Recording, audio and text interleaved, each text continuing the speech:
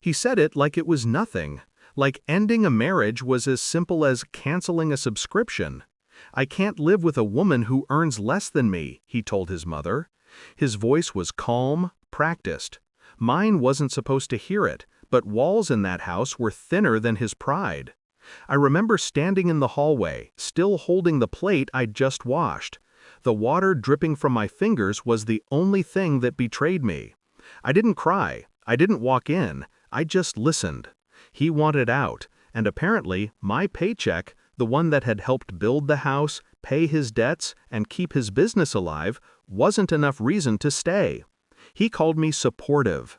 His mother called me temporary. So I decided to become unforgettable. We met in college. He was ambitious, I was steady. He said I grounded him. I believed it. I built him brick by brick.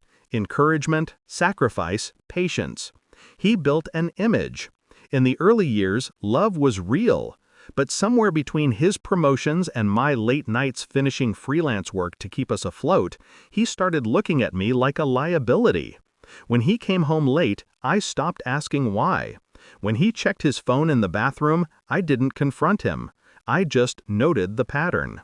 That's the thing about betrayal. It doesn't always crash in. Sometimes it seeps in like smoke, until you can't breathe without tasting it. The day he said he wanted a divorce, I smiled. He mistook it for relief. "I understand," I said. "You deserve to be happy." He nodded, like a man who just negotiated peace instead of war. He talked about splitting assets fairly. He wanted the house, his car, and the savings account we'd built together. "You'll get your share," he said, as if I should thank him for crumbs.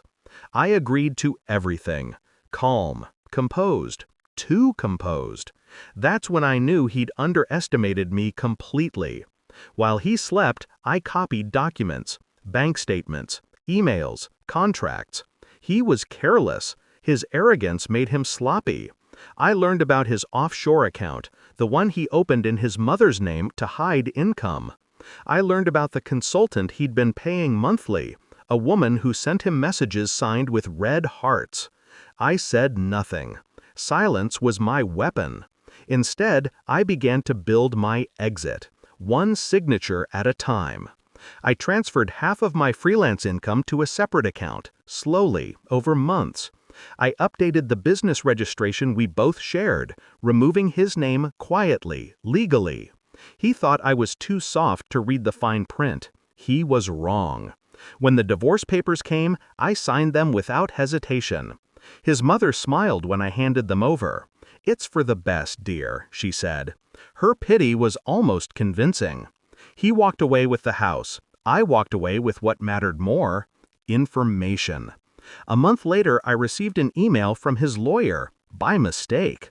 A draft of his updated financial disclosures, missing half his income.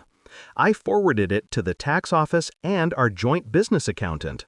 No words, no explanations, just facts. And then I waited. The call came 3 weeks later. I wasn't there, but I knew the exact moment he got it. I imagine him standing in that same kitchen, phone to his ear, as his lawyer's voice shook. "Why didn't you tell me about this?" the man asked. "About the hidden accounts, the falsified statements, the fraudulent business filings, all traced back to his name." He must have felt the floor tilt beneath him, because for the first time he couldn't talk his way out. His lawyer reported him. The audit began. His company froze assets. The house, the car, even his mother's trust fund, all under investigation. And me? I was untouched, clean. My records were meticulous. My timing impeccable. He showed up at my door once, eyes sunken, voice cracking. "You ruined me," he said. I looked at him the way you look at something you've already buried. "No," I said, "you did that when you tried to ruin me." He wanted to fight, to shout, but he couldn't find the words, because deep down he knew. Every move I'd made was within the law. Every consequence earned. When the final audit report arrived, it included one last twist. The business he thought he'd kept control of was now legally mine. He'd signed it over without realizing, in one of those fair divorce documents he hadn't bothered to read. His mother called me, furious, said I'd tricked him. I didn't deny it, because it wasn't a trick, it was a lesson.